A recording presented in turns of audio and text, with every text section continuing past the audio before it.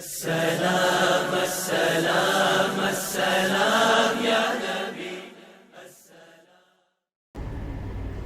السلام علیکم ورحمۃ اللہ وبرکاتہ۔ نحمده ونصلي ونسلم على رسوله الكريم اما بعد فاعوذ بالله من الشیطان الرجیم بسم اللہ الرحمن الرحیم قل امر ربی بالقسط صدق اللہ مولانا العظیم وبلغنا رسوله النبی الامین المکین الکریم ونحن على ذلك لمن الشاهدين والشاكرين والمطمئنین والحمد للہ رب العالمین۔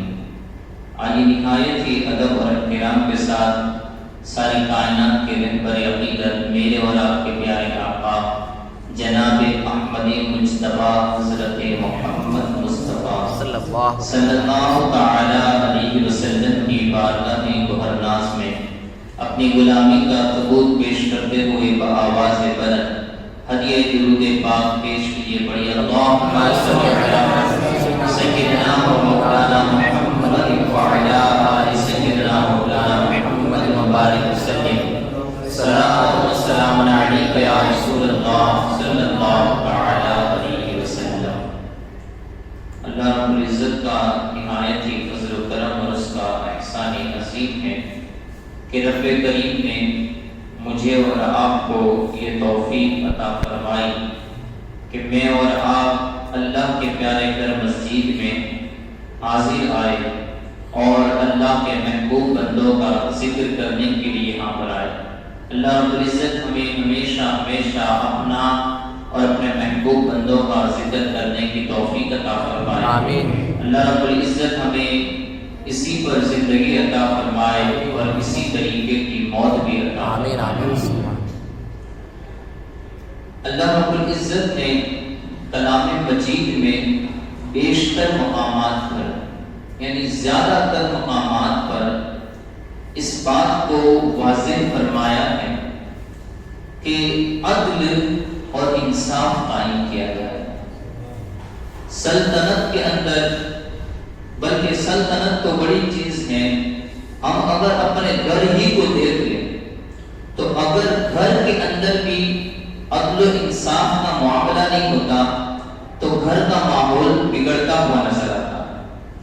آپ ایک بیٹے کی طرف اچھا دھیان دیں، دوسرے بیٹے کی طرف اچھا دھیان نہ دیں تو وہ بیٹا کل جا کر آپ کے ساتھ بھی اچھا سلوک نہیں کرے گا۔ آپ بیٹیوں کو اچھا رکھیں اور بیٹوں کو اچھا نہ رکھیں، بیٹوں کو اچھا رکھیں بیٹیوں کو اچھا نہ رکھیں، اور گویا کہ عدل و انصاف اگر اپنے گھر کے اندر بھی صحیح طریقے سے نہیں کیا جاتا تو پھر گھر کا ماحول بھی امن نہیں پاتا، گھر کے ماحول میں بھی چین اور سکون نصیب نہیں ہوتا۔ تو اس طریقے سے جب ایک بندہ ایک ملک کا حاکم بن جائے اور اگر وہ سلطنت قائم کرے تو سلطنت کو باقی رکھنے والی جو سب سے اہم چیز ہوتی ہے وہ عدل و انصاف ہوتا ہے کہ عدل و انصاف اگر سلطنتوں میں قائم ہوتا ہے، اگر بادشاہت میں عدل و انصاف کی بادشاہت ہوتی ہے تو پھر وہ بادشاہت بہت دیر تک قائم رہتی ہے، وہ سلطنت بہت دیر تک قائم رہتی ہے۔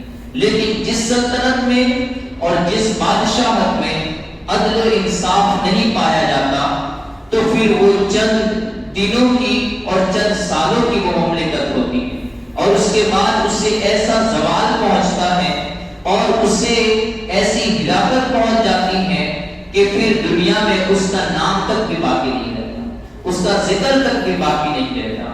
اللہ رب العزت کا کلام جہاں پر ہمیں بہت سی چیزوں کی رہنمائی فرماتا ہے وہاں پر عدل و انصاف کا بھی بھرپور سبق عطا فرماتا ہے، اور ایسا سبق کہ کلام مجید میں جگہ جگہ مقامات پر اللہ رب العزت نے عدل و انصاف کی رہنمائی اور تنبیہ فرمائی۔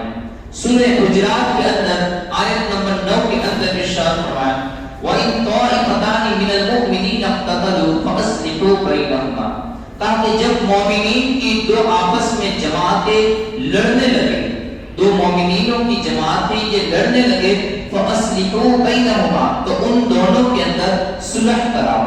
فَإِن بَغَتْ إِحْدَاهُمَا عَلَى الْأُخْرَى، پھر صلح کرانے کے بعد بھی اگر ان میں سے ایک جماعت کی دوسری جماعت کے اوپر پھر سے چڑھائی کرے اور بغاوت کرے، فَقَاتِلُوا، تو پھر اللہ نے حکم دیا، دوسرے لوگوں کو اب حکم دیا جا رہا ہے. پہلے تو یہ تھا کہ دو آپس میں جماعتیں لڑ رہی تھی اور ان دونوں کے اندر حاکم وقت نے یا جو وہاں کا نظام سنبھالنے والا ہے اسے حکم دیا گیا کہ وہ وہاں کے بستی والے ان دو جماعتوں کے اندر صلح کرا دے. اب صلح کرانے کے بعد پھر ایک جماعت بغاوت کرتی ہے اور اس چیز کو جو لوگوں نے اور سوسائٹی کے لوگوں نے پسند کی تھی اور وہاں پر معاملے کو جو ٹھنڈا کر دیا گیا تھا، اگر اس کو پسند نہیں کیا اور اپنے آپ سے چالوں کو چلتے ہوئے پھر سے انہوں نے چڑھائی کی، تو اب دوسروں کو حکم دیا گیا کہ فقاتلوا، تو تم اس جماعت کی جانب سے جس کے اوپر چڑھائی کی گئی ہے، جس کے اوپر چڑھائی کی گئی ہے اس جماعت کی جانب سے اس جماعت والوں کے ساتھ جنگ کرو اور جدال کرو، ان کے ساتھ لڑو جو لوگ یہ بغاوت کر رہے ہیں، جو لوگ یہ چڑھائی کر رہے ہیں.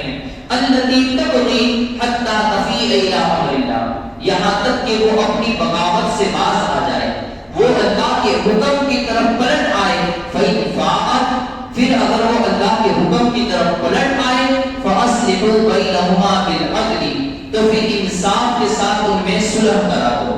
فَأَصْلِحُوا بَيْنَهُمَا بِالْعَدْلِ، تو انصاف کے ساتھ ان میں صلح کرا دو. وَأَقْسِطُوا، اور ان کے اوپر عدل و انصاف کرتے رہو. إِنَّ اللَّهَ يُحِبُّ الْمُقْسِطِينَ، کہ بے شک اللہ رب العزت یہ عدل و انصاف کو پسند فرماتا ہے. گویا کہ یہاں پر اللہ رب العزت نے یہ جملہ جو ارشاد فرمایا، إِنَّ اللَّهَ يُحِبُّ الْمُقْسِطِينَ، کہ بے شک اللہ رب العزت یہ عدل و انصاف کو پسند فرماتا ہے. گویا یہ بھی ایک ثواب کا بہت بڑا درجہ ہے کہ بندہ عدل کرے گا، انصاف کرے گا، اللہ رب العزت اسے جنت کے مقامات رفیع عطا فرمائے، اسے جنت کے اونچے اونچے محلات عطا ہوں گے.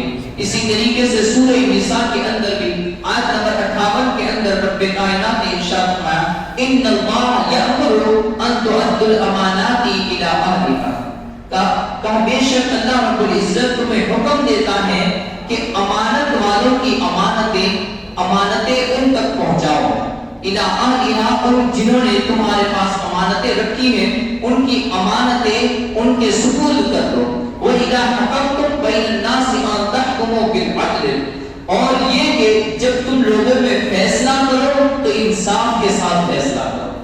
یہ نہیں کہ وہ تمہارا قریبی رشتہ دار ہے تو تم اس کی طرف کسی بھی طریقے سے فیصلہ کرنے کی کوشش کرو، جیسا کہ آج کل کی حکومتوں میں ہوتا ہے. اور جتنی بھی حکومتیں جو ظالم حکمران ہوتے ہیں ان کی ہمیشہ یہی نیتیں ہوتی ہیں، لیکن رب کائنات نے ارشاد فرمایا، وَإِذَا حَكَمْتُمْ بَيْنَ النَّاسِ أَن تَحْكُمُوا بِالْعَدْلِ، اور جب تم فیصلہ کرو تو انصاف کے ساتھ فیصلہ کرو. إِنَّ اللَّهَ نِعِمَّا يَعِظُكُم بِهِ، بے شک اللہ تمہیں کیا ہی خوب نصیحت فرماتا ہے، یعنی کیسی بہترین نصیحت فرماتا ہے. ان اللہ کان سمیعا بصیرا، اور اس کے باوجود بھی یہ بھی یاد رکھو کہ اللہ رب العزت سننے والا بھی ہے اور جاننے والا بھی ہے. اگر تم نے فیصلے کیے اور فیصلوں کے اندر زبانیں تو تمہاری اچھی اچھی نظر آئی لیکن دل میں برائی کے ارادے تھے، جن کا حق دلانا تھا تم نے اسے تو اپنی زبان سے منوا دیا اور اپنے انسان کو حق دلوا دیا، تو کہا کہ تم نے اس کو تو راضی کر لیا لیکن تمہارے دلوں کا جاننے والا تو پھر بھی موجود ہے. ان اللہ سمیع بصیر، کہ بے شک اللہ رب العزت تو سننے والا اور جاننے والا ہے. اسی طریقے سے سورہ نحل کے اندر 14ویں پارے کے اندر ارشاد فرمایا، جیسا کہ ہم جمعے کے خطبے میں بھی یہ آیت مبارکہ سنتے رہتے ہیں، ان اللہ یأمر بالعدل والإحسان وإیتاء ذی القربى وینہی عن الفحشاء والمنکر والبغی یعظکم لعلکم تذکرون، کہ بے شک اللہ رب العزت تمہیں عدل، انصاف اور نیکی کا حکم دیتا ہے. اللہ رب العزت تمہیں عدل و انصاف اور نیکی کا حکم دیتا ہے. وَإِيتَاءِ ذِي الْقُرْبَى، اور رشتہ داروں کو دینے کا حکم دیتا ہے. رشتہ داروں کو عطا کرتے رہنا چاہیے، انہیں تحفے تحائف دیتے رہنی چاہیے، ان کی مدد کرتے رہنے چاہیے. رشتہ داروں کو دینے کا بھی یہ رب کائنات نے حکم فرمایا ہے. وَيَنْهَى عَنِ والمنکر والبغی، اور تمہیں بے حیائی اور بری باتیں اور شر رسی سے روکنے کا بھی حکم فرمایا کہ ان 3 باتوں سے رک جایا کرو. یعظکم، یہ تمہارے لیے نصیحتیں ہیں، یعنی اللہ رب العزت نے تمہیں نصیحت فرمائی ہے. لعلکم تذکرون، تاکہ تم متنبہ ہو جاؤ، تم اس کو یاد رکھو، تم اس سے غافل نہ ہو. تو یہ اللہ رب العزت نے یہ حکم فرمایا. اس آیت مبارکہ میں بھی یہ بات واضح کی گئی کہ اللہ رب العزت نے تمہیں عدل و انصاف کا حکم عطا فرمایا ہے. تم جب بھی فیصلہ کرو، چاہے اپنے گھر میں کوئی فیصلہ کرو، اپنی سوسائٹی کے اندر فیصلہ کرو، اپنے محلے کے اندر فیصلہ کرو، یا اپنے پورے بستی کے اندر، یا اللہ رب العزت نے تمہیں حکومت عطا کی ہے اور تم حکومت کے تخت پر بیٹھ کر کوئی فیصلہ کرو، تو تمہیں اس وقت اپنی رعایا کے اوپر عدل و انصاف قائم کرنا چاہیے. تمہیں اس وقت اپنے عدل و انصاف کو چھوڑنا نہیں چاہیے، بلکہ ان لوگوں کا خیال کرنا چاہیے کہ جن کا جو حق ہے ان کو وہ حق دلاؤ، چاہے وہ غریب بھی ہو، چاہے وہ غلام ہی کیوں نہ ہو، لیکن غلام کے ہونے کے باوجود بھی انہیں ان کا حق پہنچاؤ اور ان کا حق دلا کے رہو. اگر تم نے ان کے حق کا خیال کیا اور لوگوں کے اندر عدل و انصاف قائم کیا، تو یاد رکھو اللہ رب العزت تمہاری حکومت کو اور نہ دیر لمبی فرما دے گا. آقا رحمت صلی اللہ علیہ وسلم ارشاد فرمایا کرتے تھے اور خود فخر فرمایا کرتے تھے کہ خدا کا شکر ہے اللہ رب العزت نے مجھے ایک ایسے زمانے کے اندر پیدا فرمایا ہے جو زمانہ عدل و انصاف کرنے والے بادشاہ کا زمانہ ہے. نوشیروان کا جو زمانہ تھا، اس زمانے کے اندر میرے اور آپ کے پیارے آقا رحمت صلی اللہ علیہ وسلم کی ولادت ہوئی. تو نبی رحمت صلی اللہ علیہ وسلم وہ کافر بھی تھا، وہ نوشیروان کافر تھا، لیکن اس کے باوجود بھی نبی رحمت صلی اللہ علیہ وسلم یہ فخر فرمایا کرتے تھے کہ خدا کا شکر ہے رب کائنات نے مجھے عادل بادشاہ کے زمانے میں پیدا فرمایا. اور اللہ اور بزرگان دین کا یہ قول رہا ہے کہ الملک یدوم بالکفر ولا یدوم بالظلم، کہ ملک کفر سے تو قائم رہ سکتا ہے، اگر کوئی کافر بھی بادشاہ بن جائے تو اس سے بھی مملکت قائم رہ سکتی ہے جب تک کہ وہ عدل و انصاف کرتا رہے. ولا یدوم بالظلم، لیکن جس بادشاہ نے ظلم کیا، چاہے مسلمان ہی کیوں نہ ہو، لیکن پھر بھی اس کی مملکت باقی نہیں رہے گی، اس کی سلطنت، اس کے بادشاہ یہ پھر بھی باقی نہیں رہے گی. ظلم جس چیز کے اندر شامل ہو جائے تو پھر ظلم یہ مٹنے والی چیز بن جاتی ہے اور عدل و انصاف یہ باقی رہنے والی چیز بن جاتی ہے. جس بادشاہت کے اندر، جس سلطنت کے اندر عدل و انصاف قائم ہو جائے، اللہ رب العزت اسے دوام عطا فرما دیتا ہے. اور جس بادشاہ کے اندر، جس سلطنت کے اندر جہاں ظلم شامل ہو جائے تو پھر وہ سلطنت کے دن جنہیں چنے رہ جاتے ہیں. تو ہمیں یہ اللہ رب العزت نے حکم فرمایا اور بیشتر مقامات پر اللہ رب العزت نے کلام مجید میں عدل و انصاف کا حکم فرمایا ہے. آقا رحمت صلی اللہ علیہ وسلم کی تعلیمات کو دیکھیے، یہ تو اللہ رب العزت نے اپنے کلام میں یہ بات واضح فرمائی. آئیے نبی رحمت صلی اللہ علیہ وسلم کی تعلیمات مسلم شریف کی روایت مبارکہ ہیں. حضرت نعمان بن بشیر رضی اللہ تعالی عنہ سے روایت ہے، کہتے ہیں کہ میرے والد محترم حضرت بشیر کہ ایک دن میرے ہاتھ کو پکڑا اور نبی رحمت صلی اللہ علیہ وسلم کی بارگاہ میں لے کر چلے اور آقا رحمت صلی اللہ علیہ وسلم کی بارگاہ میں آ کر عرض کرنے لگے کہ یا رسول اللہ صلی اللہ علیہ وسلم، میرا یہ بیٹا ہے، میں نے اس اپنے بیٹے کو اپنا ایک غلام عطا کیا ہے. میں نے اس کی ماں کو یہ بتایا بھی کہ میں نے اسے ایک غلام عطا کیا ہے، لیکن اس کی ماں کی یہ خواہش ہے کہ وہ اس بات پر آپ کو گواہ بنا دے.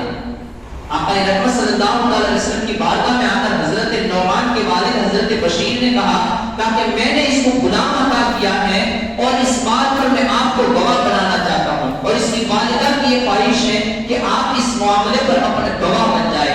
نبی رحمت صلی اللہ علیہ وسلم نے ایک بات ارشاد فرمائی، کہا کہ اے بشیر، کیا تو دوسری بھی اولاد رکھتا ہے یا نہیں؟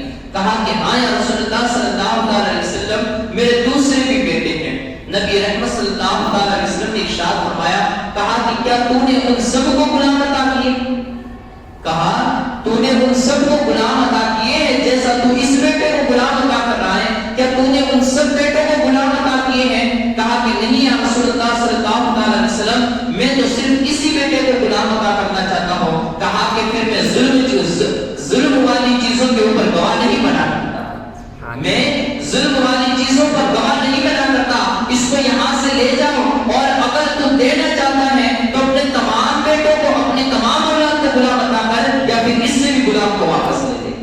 آقا رحمت صلی اللہ علیہ وسلم کی بہت ساری مسلم شریف کی حدیث مبارکہ ہے جس میں الگ الگ الفاظ ہیں، لیکن میں نے ان تمام کا مجموعہ کیا کہ نبی رحمت صلی اللہ علیہ وسلم نے فرمایا کہ میں ظلم پر یہ گواہ نہیں کرتا، یہ ظلم والی بات ہے کہ تو دوسرے بیٹوں کے حق کو تو ڈال رہا ہے اور ایک بیٹے کو ہی پورا حق ادا کر رہا ہے. کہا کہ میں اس چیز پر غلام بننے والا نہیں ہوں، تو یا تو یہ کر کے تم تمام بیٹوں کو غلام بتا کر یا پھر اس سے بھی غلام کو واپس لے.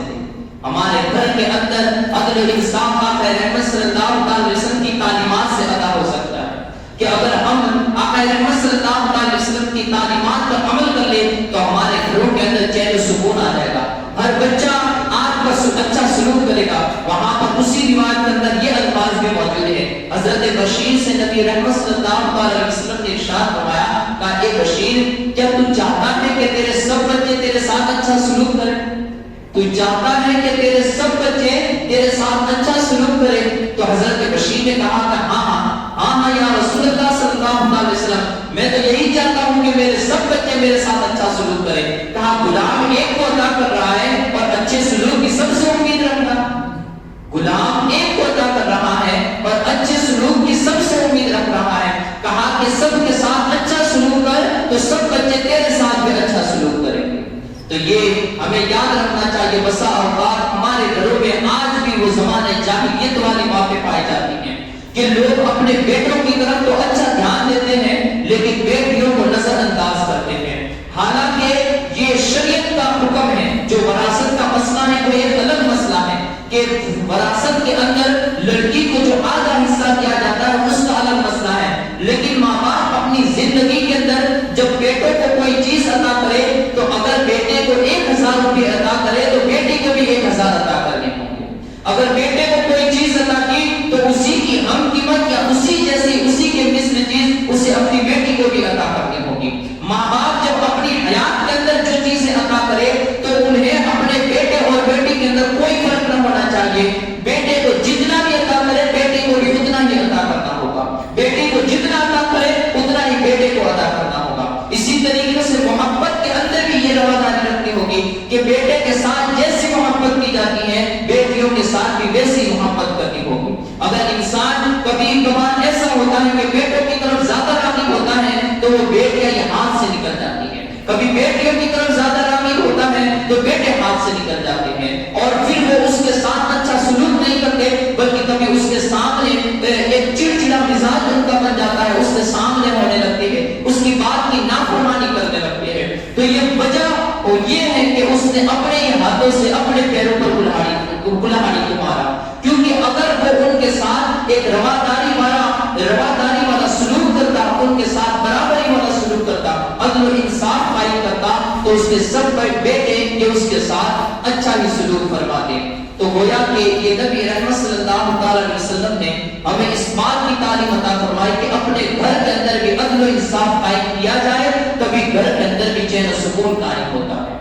اگر گھر میں بھی انصاف قائم نہ کیا جائے تو پھر گھروں میں بھی چین و سکون اٹھنے لگتا ہے. جب گھر کا یہ معاملہ ہے کہ وہاں پر ایک چھوٹی سی فیملی ہوتی ہے 5-6 لوگوں کے افراد پر مشتمل ایک چار دیواری کے اندر انہیں رہنا ہوتا ہے، لیکن اس میں بھی یہ ہے کہ اگر عدل و انصاف قائم نہ کیا جائے تو وہاں پر رہنے والوں کی زندگی بھی اجیڑن بن جاتی ہے، انہیں بھی چین و سکون نصیب نہیں ہوتا. تو ذرا سوچئے کہ جہاں پر پوری سلطنت قائم کی جائے اور سلطنت کے تمام لوگ وہاں پر رہ رہے ہو، کئی حاکم قائم کیے جاتے ہو، ایک بادشاہ قائم کی جاتی ہے، ایک بادشاہ ہو اور پھر وہ عدل و انصاف کے دامن کو چھوڑے. جہاں پر خود کی اولاد ہے لیکن پھر بھی عدل و انصاف کا دامن چھوڑا جائے تو وہاں پر بے سکونی آ جاتی ہے، بے چینی آ جاتی ہے. جہاں پر ایک بادشاہ اگر عدل و انصاف کا دامن چھوڑ دے تو پھر وہاں پر کیسی بے سکونی آئے گی، کیسا نظام درہم برہم ہو جائے گا، لوگ کس قدر اس کے مخالفت میں اتر جائیں گے.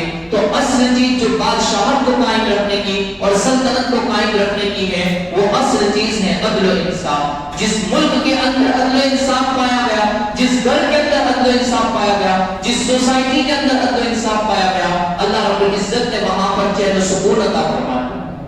وہاں پر اللہ کی برکتیں نازل ہونے لگتی ہیں. بلکہ اللہ رب العزت کا یہ فرمان ہے، حدیث مبارکہ ہے کہ جو قوم عدل و انصاف کو چھوڑ دیتی ہے وہ قوم ہلاکت کے دہانے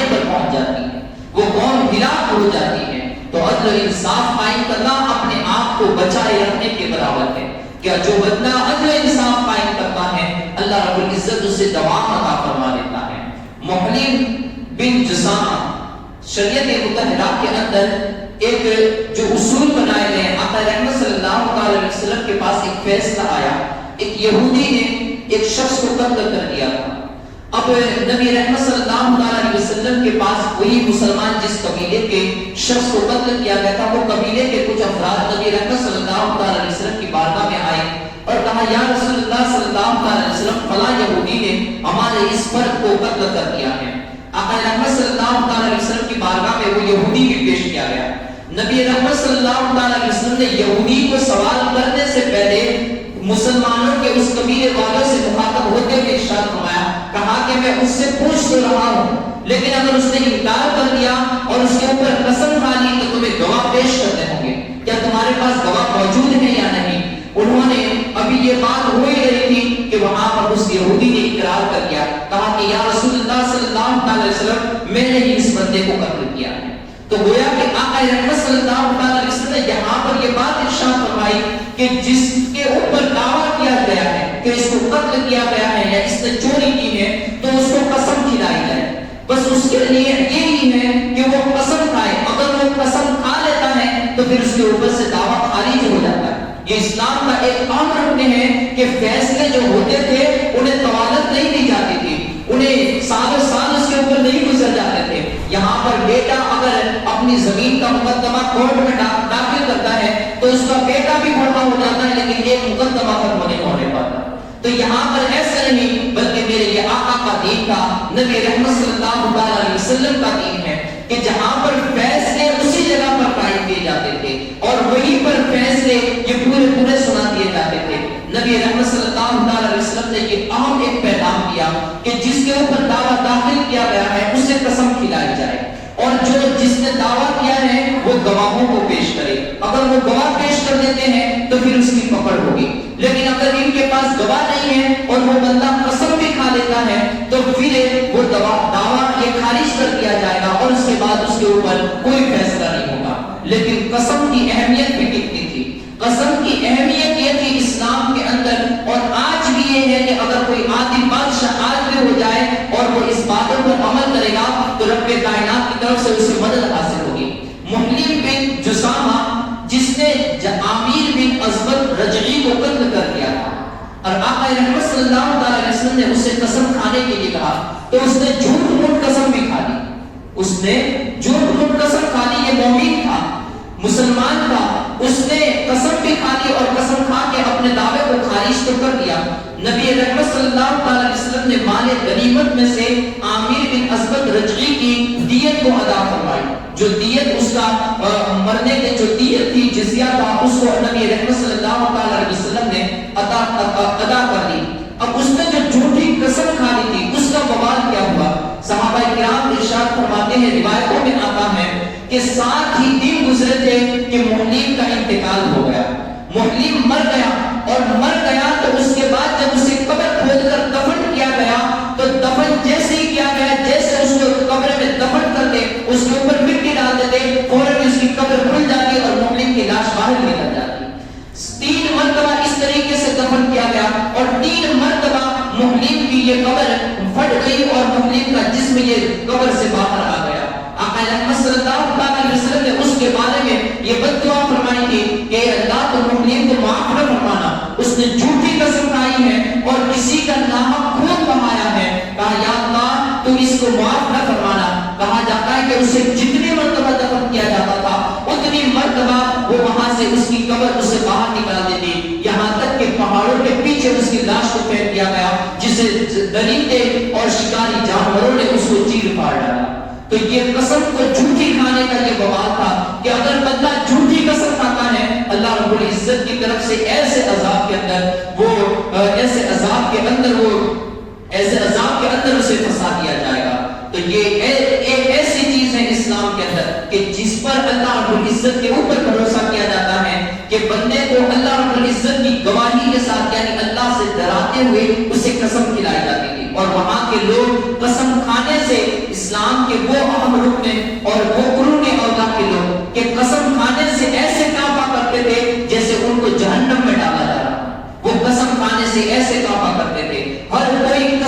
آنے سے پہلے وہ لفظ ضائع کرتا تھا۔ اسی طریقے سے حضرت انس رضی اللہ تعالیٰ عنہ کی ایک پھوپھی تھی جس نے ایک انصاری لڑکی کا دانت توڑ دیا۔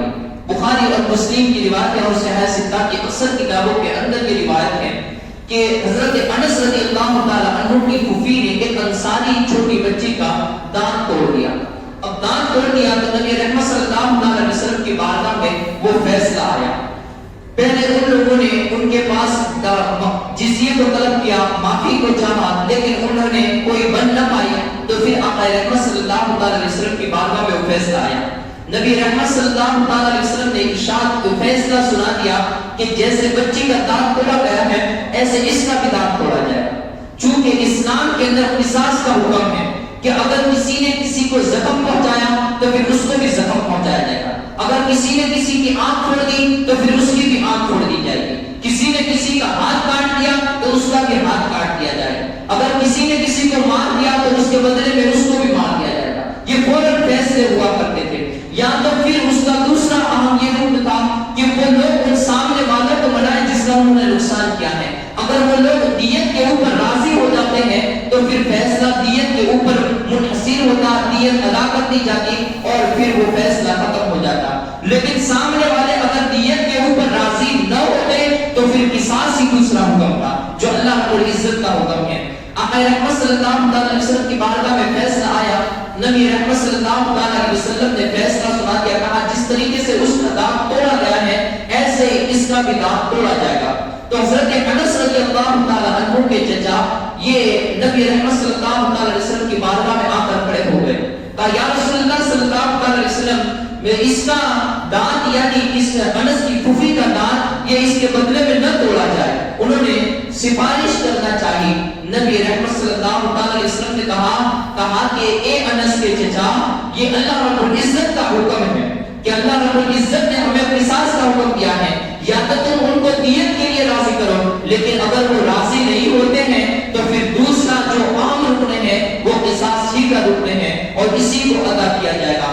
یہاں تک کہ پھر وہ سامنے والے لوگ تھے جو انصاری لڑکی کے گھر والے وہ راضی ہو گئے اور اس کی دیت کو ادا کی گئی۔ تو گویا کہ یہ اسلام کے عام فیصلے تھے کہ جہاں پر بیک وقت ایک ہی وقت کے اندر ایسے فیصلے اسی دن کو ادا کر دیے جاتے تھے، اس میں سال نہیں گزرتے تھے، اس میں مہینے نہیں لگتے تھے، بلکہ جس کو جو نقصان ہوتا تھا اسی وقت اس کو اس کے نقصان کی تلافی بھی کرائی جاتی، یا تو سامنے والے کو معافی طلب کی جاتی یا دیت ادا کی جاتی یا تو پھر اس کا بدلہ لیا جاتا۔ یہاں پر بیچارہ زخم کھانے والا یا جس کا نقصان ہوا ہے وہ نقصان برداشت کرنے والا بھی اپنے نقصان کو بھول جاتا ہے، وہاں پر اس کی عمر بھی ادھیڑ پر کو پہنچ جاتی ہے لیکن اسے انصاف ہی نہیں مل پاتا۔ ایسی ظالم عدالتیں قائم ہو چکی ہیں، لیکن یہ میرے رحمت عالم صلی اللہ علیہ وسلم کی عدل و انصاف والی وہ عدالت تھی جہاں پر بیک وقت ہر ایک کو عدل و انصاف مل جاتا تھا۔ اور وہ عدل و انصاف کیا تھا کہ جب عدل و انصاف کے تمام لوگ ایسے پاگل ہو گئے تھے کہ پھر کبھی کبھار جب کوئی ایسے معاملے آتے تھے تو کورٹ میں آنے کی یعنی عدالت میں آنے کی ضرورت ہی نہیں پڑتی تھی۔ ایک شخص نے آقا رحمت صلی اللہ علیہ وسلم ارشاد فرماتے ہیں، حدیث مبارکہ ہے مسلم شریف کی، کہ ایک شخص کو زمین فروخت کی، اس نے جیسے زمین فروخت کی اس نے جتائی کی کہ اس کے اندر سے جب زمین کو کھود رہا تھا تو وہاں سے ایک سونے کا گڑھا نکل گیا۔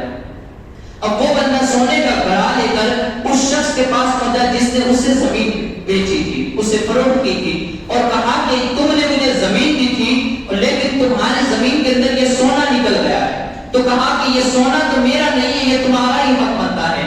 اب وہ بندے کو بھی دیکھیں کہ وہ بندہ کتنے خلوص واللہ والا بندہ تھا، کہا کہ میں نے جب تمہیں زمین دی تھی تو میری نیت یہ تھی کہ زمین اور زمین کے اندر جو کچھ بھی ہے یعنی درخت وغیرہ جو کچھ بھی لگے ہوئے ہیں میں نے ان تمام کے ساتھ تجھے زمین عطا کی تھی۔ کہا کہ اس گھڑے کے بارے میں بھی نہیں جانتا تھا کہ یہ گھڑا زمین پہ موجود ہے، کہا کہ اب میں نے تجھے اس نیت کے ساتھ دے دی تھی تو پھر یہ گھڑا بھی تیرا ہے۔ الغرض ان دونوں کا فیصلہ کسی ایک شخص کے پاس پہنچا تو آقا رحمت صلی اللہ علیہ وسلم ارشاد فرماتے کہ وہ دو بندے اس سونے کے گھڑے کے بارے میں جھگڑ رہے تھے۔ یہاں پر سونے کی چیز تھی جہاں پر وہ ہر کوئی یہ فیصلہ کر رہا تھا کہ یہ تم لے لو یہ تم لے لو، وہ اپنے آپ کو لینا پسند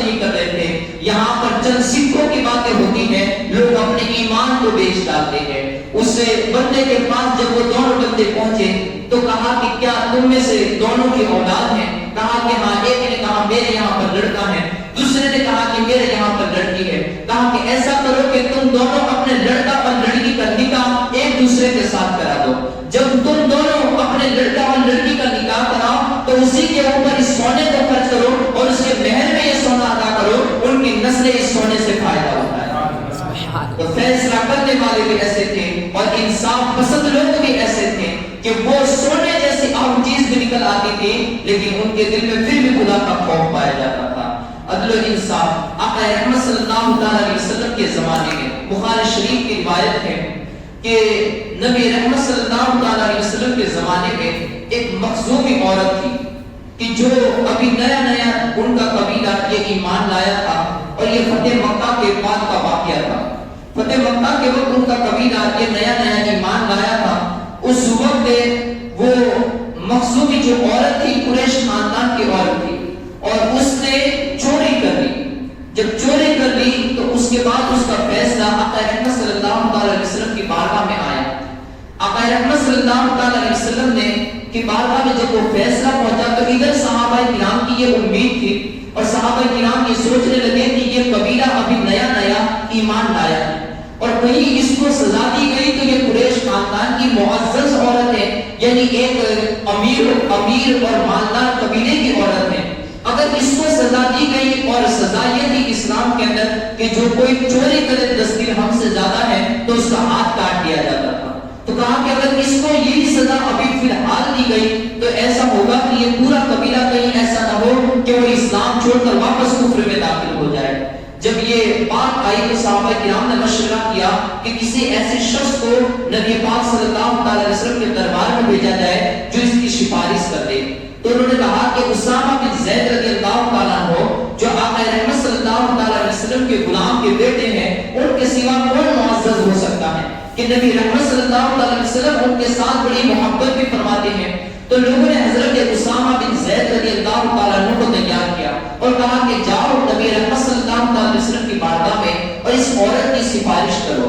تو جب حضرت اسامہ بن زید رضی اللہ تعالیٰ عنہ یہ وہاں پر پہنچے تو اس کے بعد انہوں نے جیسے سفارش کی, نبی رحمت صلی اللہ علیہ وسلم نے فرمایا اتشفع فی حد من حدود اللہ, کہا کہ تو اس کی سفارش کر رہا ہے جس کے اوپر اللہ نے حد کو قائم کر دیا, جس بات پر اللہ نے حد قائم کی ہے, کیا اس بات کے اندر تو سفارشی بنے گا؟ حضرت اسامہ بن زید نے ہاتھ جوڑ لیے, کہا یا رسول اللہ مجھے لوگوں نے کہا تھا اس وجہ سے میں آپ کی بارگاہ میں آ گیا. اس کے بعد نبی رحمت صلی اللہ علیہ وسلم نے منبر کو بچھوایا اور ایک عظیم تاریخی خطبہ عطا فرمایا. جو خطبہ عطا فرمایا ثم قام فخطب, ثم نبی رحمت صلی اللہ علیہ وسلم نے منبر بچھوایا اور پھر خطبہ دیا. قال انما اهلك الذين قبلكم انهم كانوا اذا سرق فيهم الشريف تركوه واذا سرق فيهم الضعيف اقاموا عليه الحد ويم الله لو ان فاطمه بنت محمد سرقت لقطعت يدها. کہا کہ تم میں سے پہلے کے لوگ یہ اسی وجہ سے ہلاک ہوئے کہ ان کے اندر سے جب شریف لوگ یعنی مالدار لوگ اگر کوئی چوری کرتے تھے تو انہیں چھوڑ دیا جاتا تھا. جب مالدار لوگ کوئی گناہ کرتے تھے تو انہیں چھوڑ دیا جاتا تھا. وَإِذَا سَرَقَ فِيهِمُ الضَّعِيفُ, اور کوئی کمزور یا کوئی غریب طبقے کا شخص اگر یہ چوری کرتا تھا أَقَامُوا عَلَيْهِ الْحَدَّ, تو اس کے اوپر حد قائم کر دیتے تھے, اس کے اوپر ظلم کیا جاتا تھا, اس کے اوپر حدیں قائم کی جاتی تھی اور وہاں پر اللہ کے قانون کو لوگوں کے سامنے رکھا جاتا تھا. جہاں پر مالدار لوگ اگر کوئی گناہ کرتے تھے تو وہاں اللہ کے قانون پر پردہ ڈال دیا جاتا تھا اور لوگ ان کی واقعات پڑھنے لگتے تھے. لیکن اسی طبقے کے اندر کوئی غریب ہوتا, کوئی مسکین ہوتا, کوئی کمزور طبقے کا ہوتا تو اس کے اوپر اللہ کے قانون کو نافذ کرتے. فرمایا لو ان فاطمہ بنت محمد سرقت لقطعت يدها, کہا اگر میری بیٹی فاطمہ بھی اگر چوری کر لے تو محمد اس کا بھی ہاتھ کاٹ دے گا. حالانکہ سیدہ فاطمہ کی شان یہ سب سے نرالی شان ہے, لیکن میرے آقا نے ایک تاریخی جملے عطا فرمائے, کہا کہ عدل و انصاف کے اندر یہ نسب اور فخر اور کیٹیگری نہیں دیکھی جاتی, بلکہ گناہ دیکھا جاتا ہے کہ جس نے جو جرم کیا ہے چاہے پھر وہ امیر اور شریف خاندان کا ہی کیوں نہ ہو, لیکن پھر بھی اس کے اوپر عدل و انصاف کی حدیں قائم کی جائے گی، اس کے اوپر عدل و انصاف مہیا کیا جائے گا. لیکن اگر وہ چاہے کمزور درجے کا ہو، چاہے مالدار درجے کا ہو، لیکن پھر بھی اس کے اوپر عدل و انصاف کی حدیں قائم کی جائے گی. عدل و انصاف جس قوم کے اندر بھی باقی رہتا ہے تو اللہ رب العزت اس قوم کو دوام عطا فرماتا ہے. ذرا دیکھیے تو صحیح کہ وہ نبی رحمت صلی اللہ علیہ وسلم جنہوں نے عدل و انصاف کی تعلیمات عطا فرمائی، اور آپ کے پیچھے آنے والے اصحاب نے جب ان کے اوپر آپ کی پیروی کی تو اللہ رب العزت نے کتنی ترقی عطا فرمائی. حضرت سیدنا عمر رضی اللہ تعالیٰ کو جنہوں نے عدل و انصاف کی عدالتیں جگہ جگہ پر قائم کروائی. پہلے عدل و انصاف یہ ہوتا تھا کہ حاکم وقت یعنی جو خلیفہ ہوتے تھے وہی یہ عدل و انصاف کرتے تھے، لیکن سیدنا عمر رضی اللہ تعالیٰ عنہ نے یہ عدالتیں قائم کی اور جگہ جگہ پر قاضی بٹھائے اور ان کی بارگاہ میں فیصلے لینے جاتے رہے.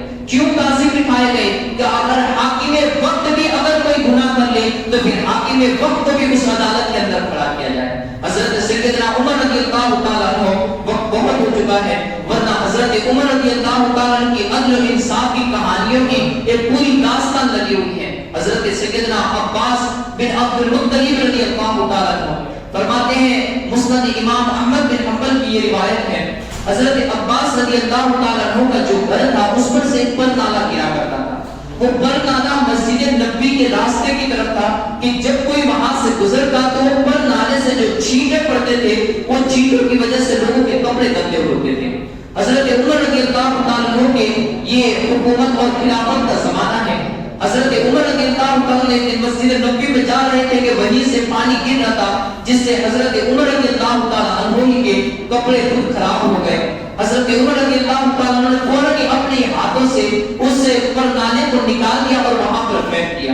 اس کے بعد اپنے گھر آئے، کپڑے تبدیل کیے اور پھر مسجد نبوی کے اندر نماز قائم کرانے کے لیے پہنچے.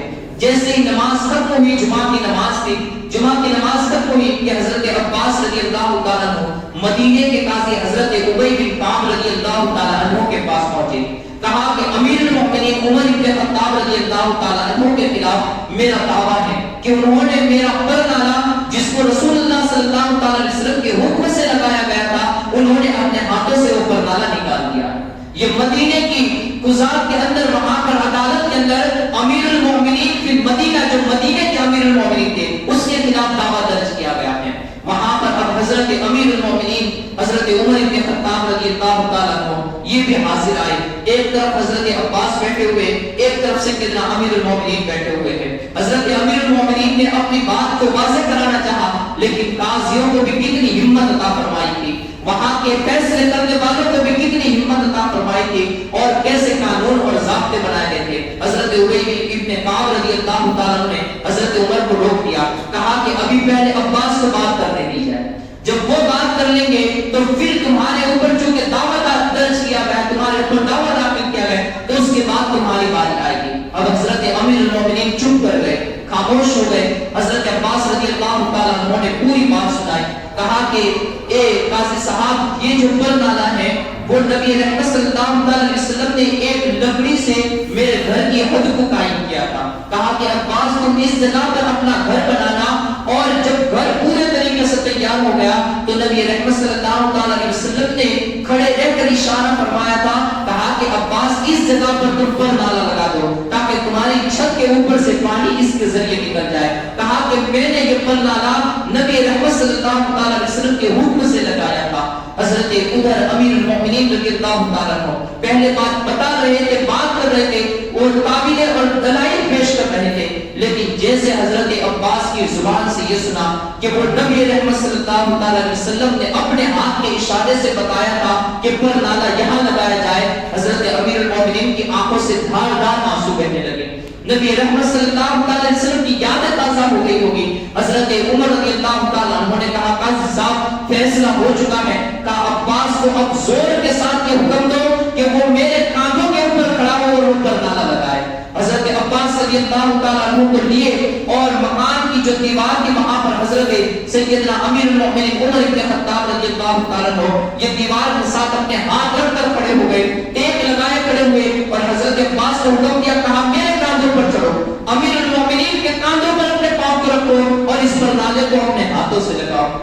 عدل و انصاف کی مثالیں ہماری تاریخ کے اندر ایسی بھی درج ہیں کہ جہاں پر وقت کا بادشاہ بھی جو 23 لاکھ مربع میل کا حکمران تھا، لیکن اس کے باوجود بھی عدل و انصاف قائم کرنے کے اندر وہ بھی یکتے روزگار نظر آتا تھا. جہاں پر ایک غریب پر جس طریقے سے عدل و انصاف قائم کیا جاتا تھا، وہاں پر 23 لاکھ مربع میل کا بادشاہ بھی ہوتا تو اس کے سامنے بھی لوگ اپنی زبان کو بولنے اور اپنی بات بتانے سے کبھی ہچکچاتے نہیں تھے.